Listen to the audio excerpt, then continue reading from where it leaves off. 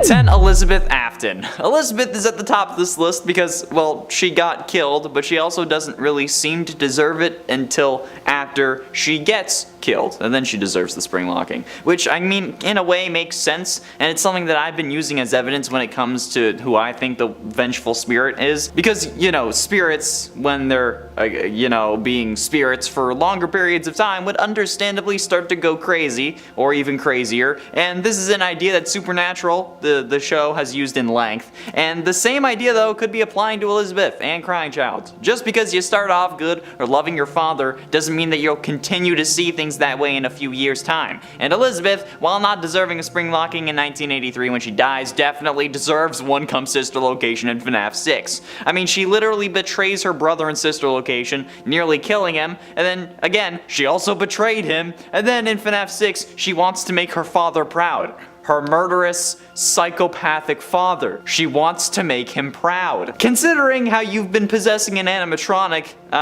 that he made that caused you to die, that he made, I think that you would have already made him pretty proud, I guess. It's a damn shame that you turned into this, but whatever. In at 9, Mr. Hippo. Okay, this is kind of a joke number, but also not, because Mr. Hippo is literally the worst thing ever in Ultimate Custom Night. Mr. Hippo is a viable animatronic from FNAF 6 that returns as an antagonist in Ultimate Custom Night. Okay, Mr. Hippo will climb through the duct systems trying to reach one of the 2 hoses in the office. Hoses? Is that right? I don't know. I just copied and pasted that line from the wiki. The player needs to use an audio lure to keep him in place and to move him around so that they can use the heater to push him back, and he is fooled 100% of the time by the audio lure. Also is fooled faster than Helpy Frog. However, most of the scare factor from this animatronic doesn't come from their behavior or their design. This time around, rather, their death lines. Cause you see, Mr. Hippo has a knack for going on about things. A lot. Okay, it's like me on a first date. Still, he will go into like 5-minute long speeches that you have to deal with every time he kills you. Meaning that if you get jump scared, you're boned for enough time to make a sandwich, okay? Which is annoying as hell. Getting killed by him enough will eventually cause you to end up agreeing with me that he needs to be spring locked. Because you end up knowing what comes after the smoke of the jump scare clears, and it's just pain. In at 8, Roxy. Okay, I know that Roxy and Mr. Hippo are animatronics and incapable of actually feeling pain because of a spring locking, but honestly, I also just hate this kind of person. The self-centered tool bag who only cares about themselves, whether they secretly hate themselves or not. That's not what matters here, okay? Who you are and what kind of person you are is defined by how you treat others and who you are when the pressure is on. And Roxy is just horrible. And while they may not be able to feel pain from the spring locking, at least Roxy will be contained if they got spring locked, okay? And honestly, that's what I need. I don't want to deal with this personality type. I've dealt with enough people like this throughout my life, and I'm still only 22 goddamn years old, which means that I'm really fed up with this shit. So yeah, there's not much else to say with this one other than I want her to be restrained so that I don't have to deal with her. So yeah, that's it. That's the number. What are you still doing here? Go to the next one. And it's 7, Michael Afton. This relies on heavy speculation and assumption. However, if the entered enema is truly what killed Michael's body, then could it be considered a spring locking? We don't really know if the Funtime animatronics have spring locks, but we can assume that they do thanks to their moving parts and abilities like a giant claw that goes out and stores items. But this would also mean that entered would have at least some of those same parts. So if the Funtime animatronics that were made around the same time as the original spring lock animatronics used similar parts or techniques, which is likely, that means that Michael Afton would also be a spring lock victim. We don't need solid proof since this is a possible spring locking victims list, so proof of possibility is all I really need. And honestly, I think that this would provide a good explanation as to why he turned purple. Since people who die don't turn purple. Instead, if they rot, they would most likely be depicted as green, especially when another major character is linked to the color purple. So, if that is indeed bruising, it would make sense if the spring lock mechanisms were hurting him from the inside out. And at 6, FNAF cops. The cops in the FNAF universe are absolutely the most moronic bunch of people I have ever I guess not seen, but heard of, honestly. Like, yeah, I get that they couldn't catch William for story purposes, but that seemingly was retconned, since in the first game they said that they had made an arrest. They could have ended it right there. The story could have been over, but they couldn't find the bodies, so they let him go. Yeah, ignore the animatronics that smell like death, are leaking blood and other bodily fluids, and that many parents have compared to reanimated corpses. Those don't have anything to do with this scenario. Yeah, totally. And even when they find baby's blueprints and see that she has a child storage tank, they don't do anything more than question him. Quote, "There's no doubting what you've achieved on a technical level. These are clearly state of the art. There are just certain design choices that were made for these robots that we don't fully understand. We were hoping that you could shed some light on those." Dude, arrest him! And search the bloody, rotten body smelling animatronics. God damn it, how hard is this? Okay, if it's a crime scene or a suspected crime scene, come on, if it's a crime scene, you don't need to have a warrant, for fuck's sakes, okay? They all deserve spring lockings for the sheer stupidity alone. I'm surprised that they didn't crawl into one and then get killed by it just because they're that damn stupid.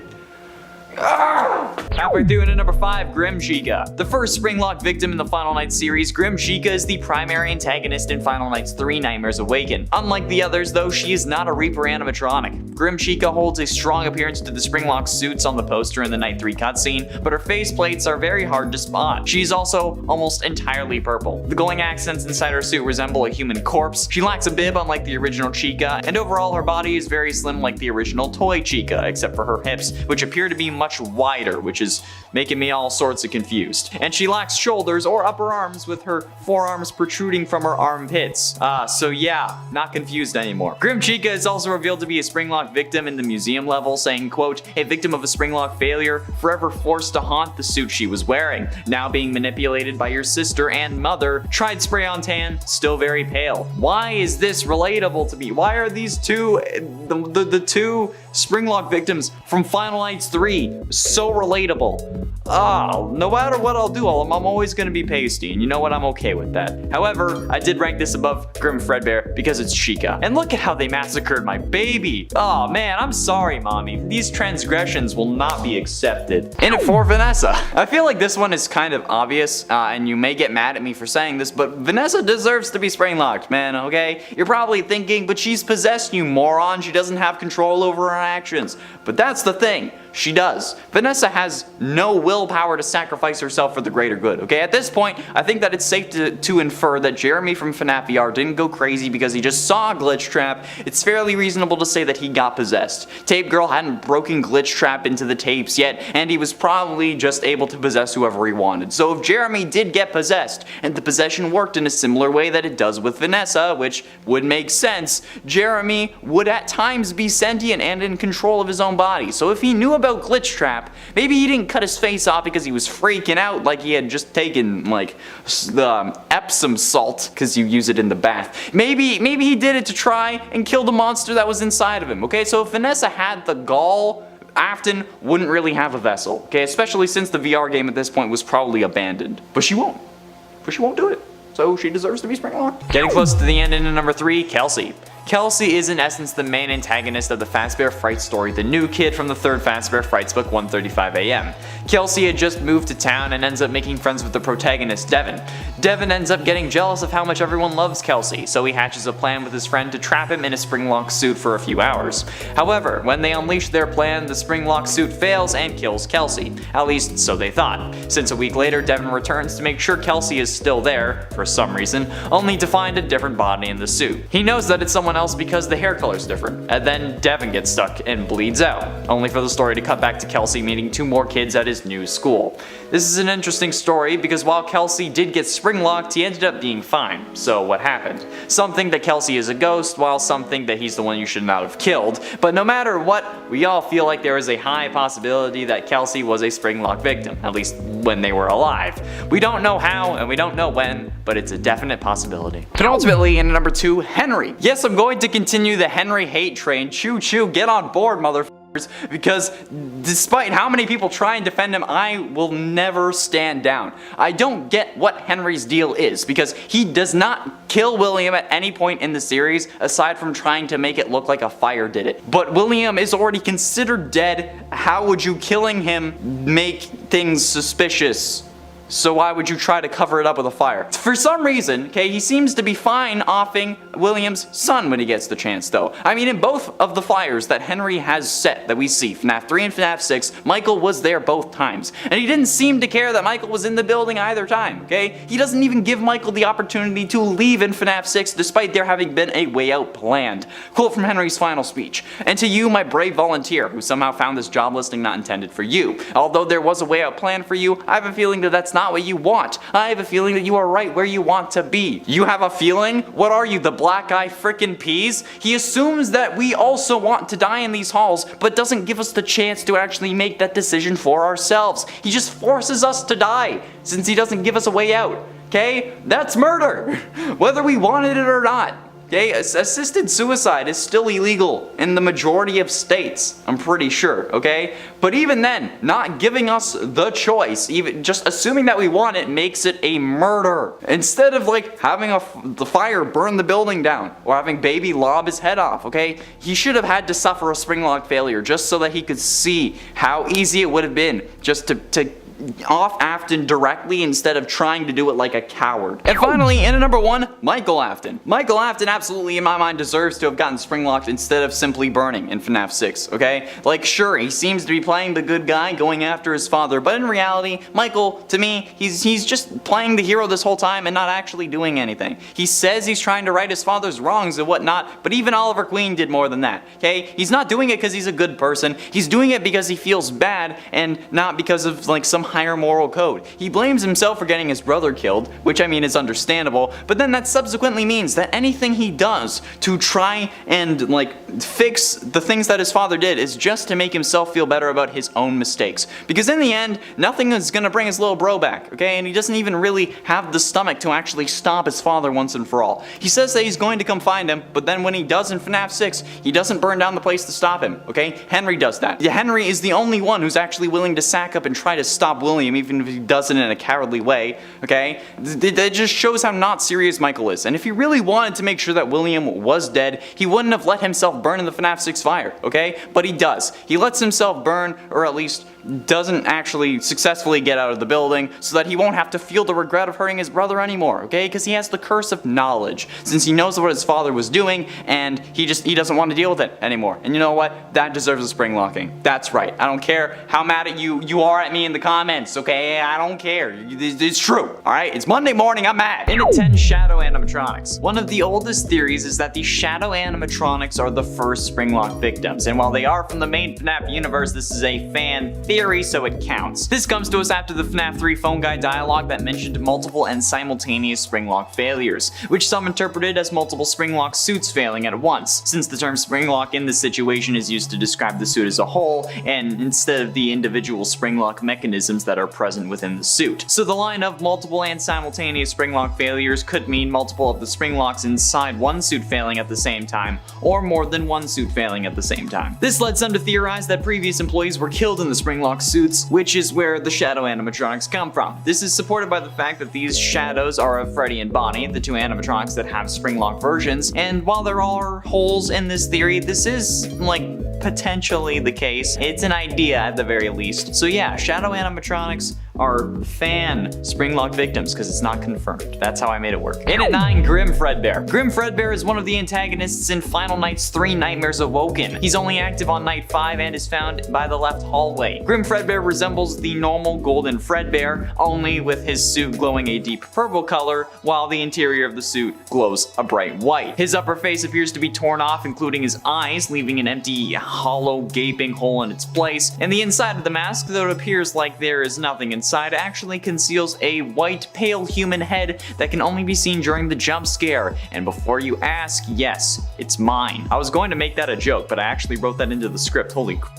This animatronic is clearly meant to be a reference to Shadow Freddy and the theory that the Shadow animatronics are Springlock victims, which was confirmed to be false by Scott when he stated that William was a Springlock failure, but still, okay? On the museum level of Final Nights, which unlocks after Night 5, it is revealed that Grim Fredbear is a Springlock victim, saying, quote, another Springlock failure victim, the second generation of Fredbear. And it ate Fred Trap. To be honest, I searched this up just for the hell of it, and there actually are Fredbear versions of Springtrap, which is kind of cool, but I mean, kind of expected. Fred Trap is exactly what you would expect. Springtrap's look on a yellow Freddy animatronic. The designs are actually really well made and honestly are scarier than normal Springtrap for me. I mean, I don't know, I guess for some reason I think bears are scarier than rabbits.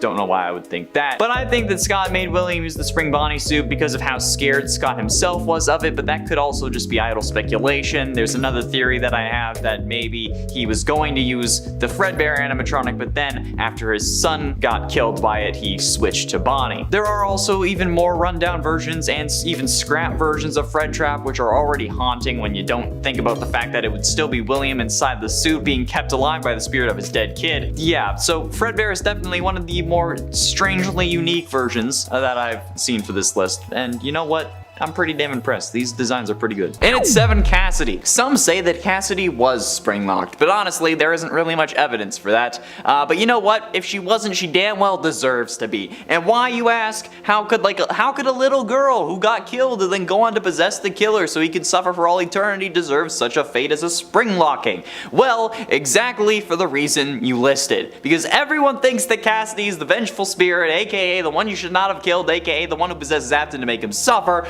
But when you look at it logically, taking into consideration more than just what Matt Patton says, it would make more sense for Crying Child to be the vengeful spirit. But nobody wants to listen to me.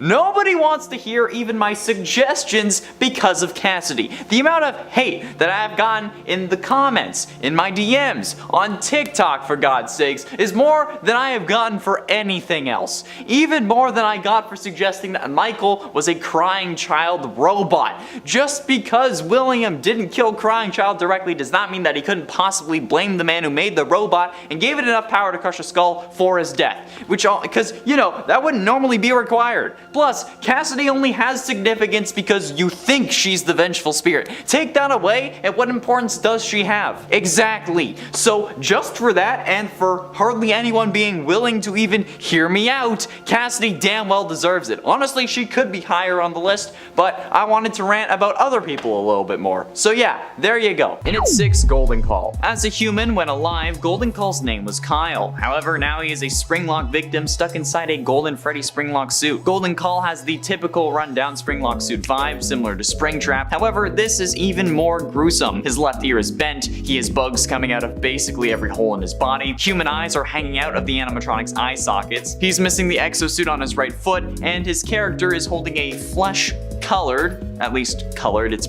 probably flesh-made, let's be honest, phone in his right hand that stays stuck to his head via more flesh or like blood tendril strands connecting to the side of his head, okay? It's horrifying. It's a monstrosity. And looking at his age on the wiki, Kyle was only 5 years old when he got spring-locked, which is absolutely nuts and just flat out horrible. So yeah, it's unfortunate. Yikes. This kid could have been the next best Fortnite player. In at 4, Am I Real? Am I Real, also known as Cake Bear, is presumably the primary and most recurring antagonist in Dormitibus. Am I Real has 2 different forms. His first form is Cake Bear, and Cake Bear's design originated from the Save Him minigame, where he delivered cake to children while someone is being killed outside. He's the predecessor to both Fredbear and Freddy Fazbear, but Cake Bear is a brown bear animatronic that also acts as a Springlock suit that appears in most of the main Nights. Although they look slightly similar, the only similarities it really has to Freddy is that they both possess a top hat, are brown, have blue eyes, and are a bear, which I mean, I guess is the whole character. Am I Real's second form is the form that resembles Springtrap. This form has a green color, much like Springtrap does, and actually contains human remains. Great. His right eye socket has gotten bigger on the side, and there's a big hole that can be seen on the right side of his head. His top hat has received some withering, because, you know, it has a corpse inside. His lower jaw is slanted and worn down. He doesn't have, like, circular, it's not circular, like Cake Bear's. He has a sizable hole in the right side of his torso, torso as well, revealing organs. He has rips and tears covering his arms, revealing more human remains, and he just appears to be missing like a finger on his right hand for whatever reason. And you know what? No matter what, it's still terrifying to look at. And of course, 3 out of 10 of these are going to be from Dormitibus, okay? Because like, have you ever played Dormitibus? Have you seen these guys? They're terrifying. Just wait. Getting close to the end, in number 3, Gregory. The way I see it, Gregory is such a stuck-up little shit that he would absolutely deserve to be crushed by metal robotic bits being put in the same place as his bones, because this kid is just a damn menace that seemingly doesn't want to take responsibility for any of his actions. And you know what? None of you hold him accountable either. Gregory orders the robots to disassemble Vanny. Quote, okay? Gregory being willing to kill Vanny is already pretty messed up, but while some would argue self-defense, this is not self-defense. Self-defense requires a reasonable amount of force to be used, okay? Tearing a person limb from limb is not reasonable force. This kid is easily able to destroy all 3 animatronics without a moment's hesitation and then use their upgrades on Freddy. He is willing to kill Vanny, like I said, despite actually seemingly knowing her like we see in the best ending, and then he burns Burn Trap multiple times in an attempt to stop him from taking control over Freddy, but again, he's also just setting fire to this thing all the time. So like, what the absolute living hell is this kid doing? And how is he so nonchalant about this whole thing? Okay, this guy literally kills Vanny and then only gets emotional when he has to go talk to a destroyed Freddy robot that they can remake. Dude, Vanny's literally bleeding out right next to you. I'm sure that her ribs are just splayed across the floor. Dude, couldn't you have just said like stop Vanny or restrain Vanny? Stop Vanny would have been the easiest one, not freaking disassemble. Okay, you're not panicking about literally anything else in this game. Okay, just say something that doesn't involve a human dying, for God's sakes, okay? Stop Vanny! You're like, dude! But ultimately, in at number 2, Garvey. A psychopathic, cold-blooded killer. He stopped being human long ago. That's how Garvey is described in the extras of Dormitibus, okay? Garvey is the penultimate antagonist in Dormitibus. As a human, he was the man who murdered the missing children and later went on to get trapped in Spring Bonnie, becoming Springtrap. He was then burnt to a permanent death in the Fazbear Frights fire, unlike our William Afton, but that's not only where he differs. Because Garvey is more gooey, and he's a more gooey or gory version of Springtrap from FNAF 3. And it's also actually not William Afton, since this game was released before the official name reveal, even before FNAF 4. So, yeah, he's Springtrap, but with hardly any exosuit or animatronic casing, whatever you end up wanting to call it. He crawls on all 4s and uses his left hand as a foot and his left foot as a hand, like some demon monkey from hell that even Satan doesn't want around, okay? He's like trying to like send it away. He's like, yeah, no, don't. Like, you're seeing pictures, okay? Like, tell me, do you think that it shouldn't be on this list? Okay, because if you're saying that, you're lying. I can tell. And finally, in at number 1, you. Spoiler alert for a fan game. The fan game, which if I say the name will spoil it. So if you want to avoid spoilers, just go to the bloopers, but like, thanks for watching. But either way, I'll give you the chance to do that. Okay, there we go. That was your chance. You're done. A Shadow Over Freddy's is a FNAF fan game created by Fiznom on GameJolt. It was released on the 25th of April, 2018. And you know, since it was made by the same guy who is currently working on FNAF Plus for the Fazbear Fanverse, you know it's gonna be good. The gameplay of A Shadow Over Freddy's is a hybrid between a traditional point-and-click game and a free-roaming horror game. The player wakes up to find themselves with no memories in a black and white abandoned Freddy Fazbear's Pizza and is tasked with surviving 5 nights and escaping the restaurant. The player is given a different set of tasks each night and must complete said tasks before 6 AM and without being attacked by any roaming animatronics. However, the ending of this game has you getting trapped in a Springlock suit and left to rot, meaning that you are a Springlock victim, which is probably the scariest victim of them all. I don't know about you, some of you I do because I've seen the comments, but I would rather not get Springlocked. It's also revealed that you are William Afton in this game, but you know what, it's you, so it's good enough for me. And at 10, William Afton. Again, could William have suffered a Springlock failure before getting trapped in the Spring Bonnie suit like we see in FNAF 3?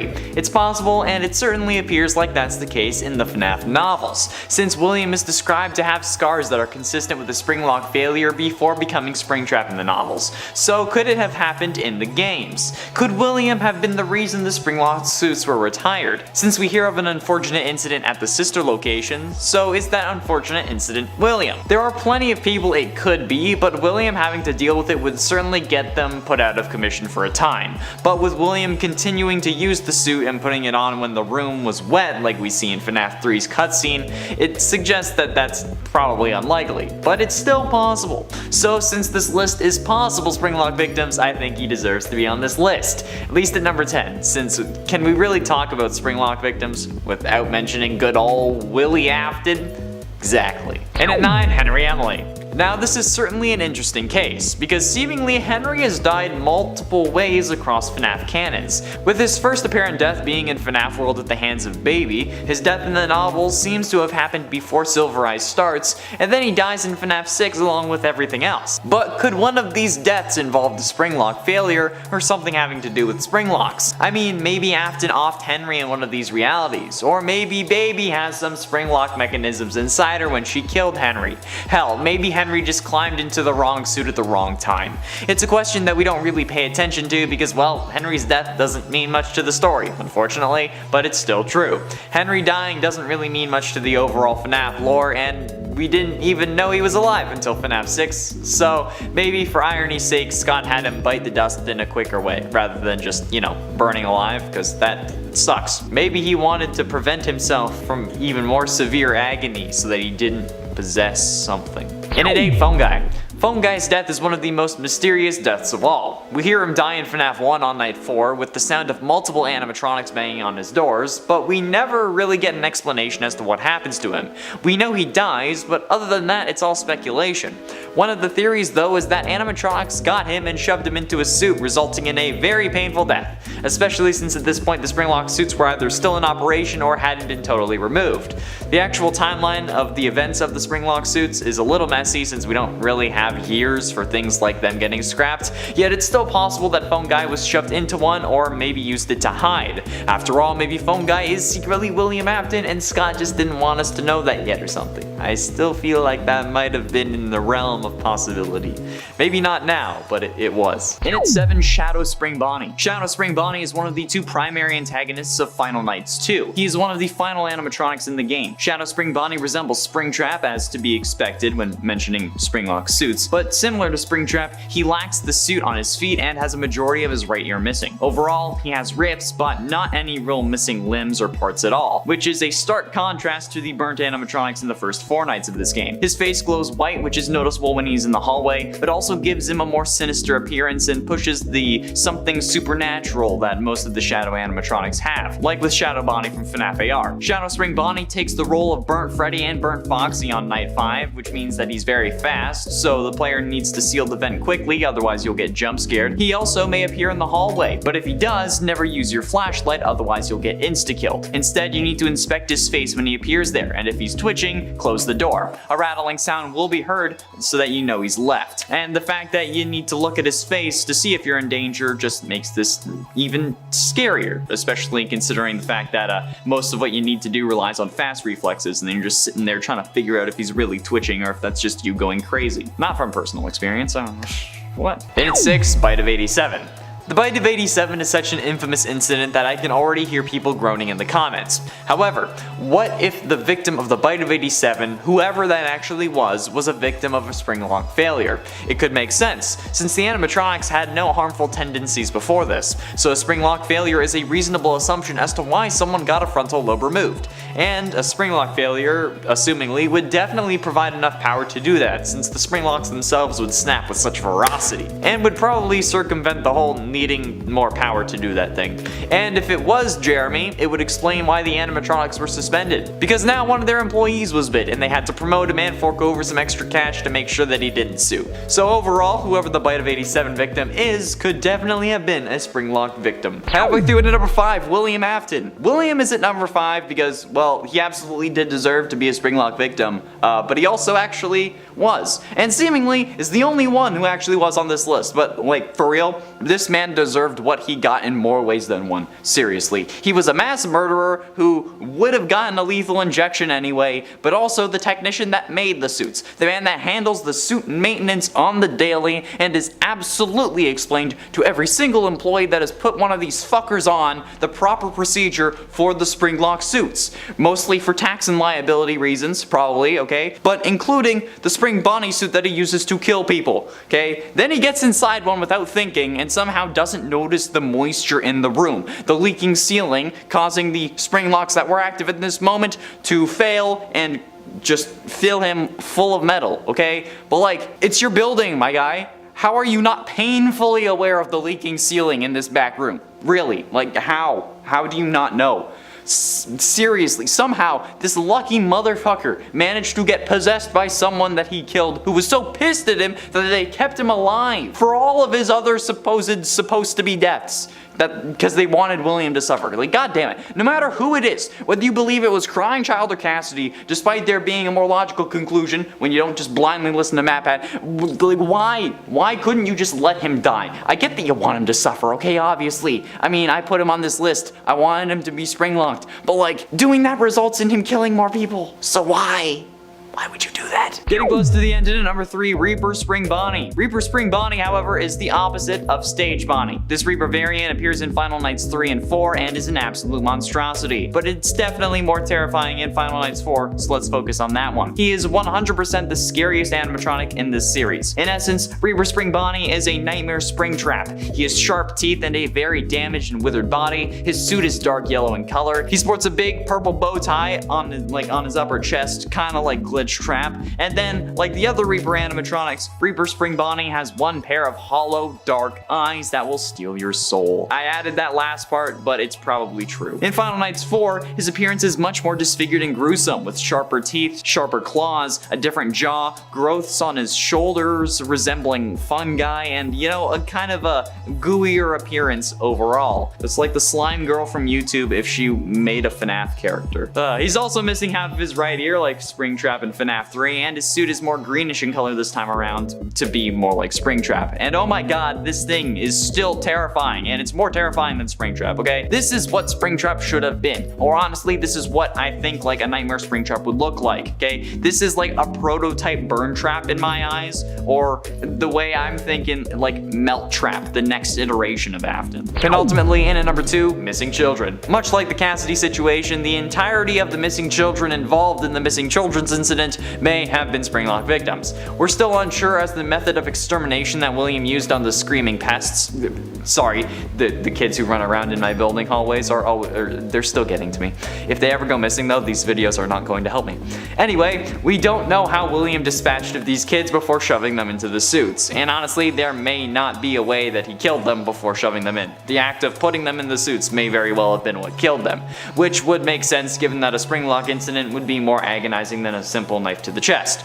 And a Springlock collapse would be a more realistic way for the suits to start leaking blood and other fluids, since one knife wound wouldn't really do that, especially around their eyes. Even if the suits didn't like snap closed, if William shoved them into the suits, that's close enough for me. Finally, in at number 1, Crying Child. Okay, now this one is going to be controversial, but there is no way that I could do this list without mentioning one of the greatest debates in my DMs ever. The amount of people who message me on Instagram, not asking about my game's Kickstarter, but rather the Bite of 83, and how it had to have been a spring locking bothers me to my core. I say this every time I'm bringing it up. I don't think that this was a Springlock failure.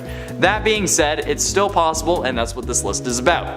The reason I don't think it was a Springlock failure is because the Fredbear suit was already in animatronic mode, meaning no Springlocks would have a chance of failing. Since, keep in mind, a Springlock failure refers to the Springlock mechanism failing to stay open, meaning it snaps back into animatronic mode. That's why it's bad if someone is inside, and there would be no Springlock mechanism in and around the mouth because it would always be in animatronic mode, since the jaw just moves up and down. But nevertheless, it's still a possibility, since logic and physics doesn't seem to apply to the FNAF world, which is made evident by those goddamn doors from FNAF 1. Even if they're electromagnet, they would still be open with power, so if they ran out of power, they would end up closing. Just saying.